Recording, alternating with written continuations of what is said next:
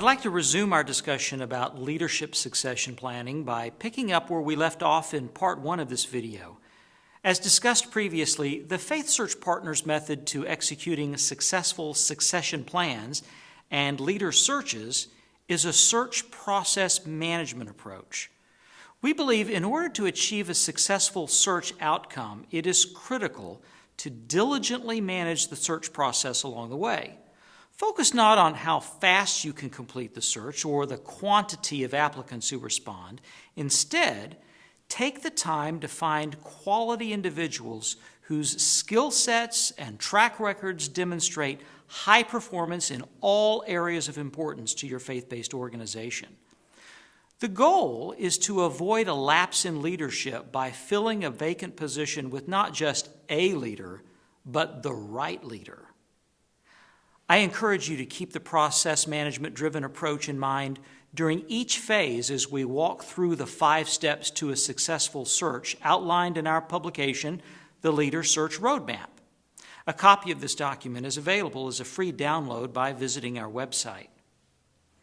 As you begin the planning process, it is important to clearly identify who will be responsible for its creation, maintenance, and execution. For healthcare systems or nonprofit entities, a board of directors is most commonly responsible.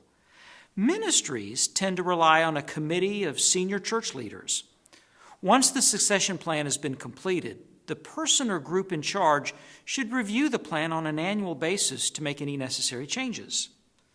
Succession planning really begins by defining exactly what qualities and qualifications your next leader must possess. This means gathering input from all the key stakeholders related to a specific position and essentially coming up with a very in-depth job description of the perfect candidate. Think beyond what may be written in a standard job description and try to develop a consensus on what type of skills the new leader should possess, the personality traits that may or may not mesh well with the position's counterparts, and the type of experience the new leader needs to succeed in this position. You should also take into account the current state of your organization and where it's headed in the future. Will your organization be heavily integrating new technology into its daily functions in the next 5 years? Is there a need to garner more attention for fundraising efforts next year? Has a plan already been set in motion to open campuses across the region in the next 3 years? Consider what's in store for the organization and what traits a leader must possess in order to achieve these goals. And consider this: candidates appreciate and are motivated by a well-organized search. The candidate is also judging your institution during this process. A well-thought-out plan will result in a well-executed search. In order to represent your organization in the best light to possible candidates, the planning process must be complete and thorough. The end result of this phase of planning should be an ideal candidate profile, a document into which all the input and information gathered has been synthesized. It should include a realistic but challenging set of expectations for the new leader, how you might measure the individual's success after a year or two, and any foreseeable issues that could potentially impact the position.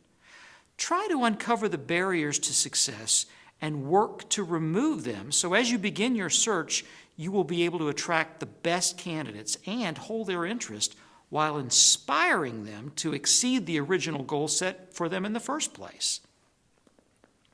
As you prepare to begin the search, it is important that you keep an open mind to both internal and external prospects and explore both options thoroughly to ensure the best possible outcome.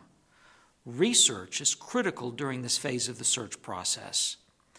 Work to identify prospects currently leading in a comparable position within an organization similar to yours in size and nature, as well as high-performing candidates within your own organization. Work with the board or hiring committee to pool your resources and create a database of possible candidates and utilize your contact network in the process. Reach out to your peers and colleagues in the industry and consider their candidate recommendations. Explore all available reference sources, including industry-related associations, organizations, academic institutions, alumni networks, and interfaith systems when appropriate. A position listing with an online job board may be appropriate in some cases and will likely result in a lot of resumes.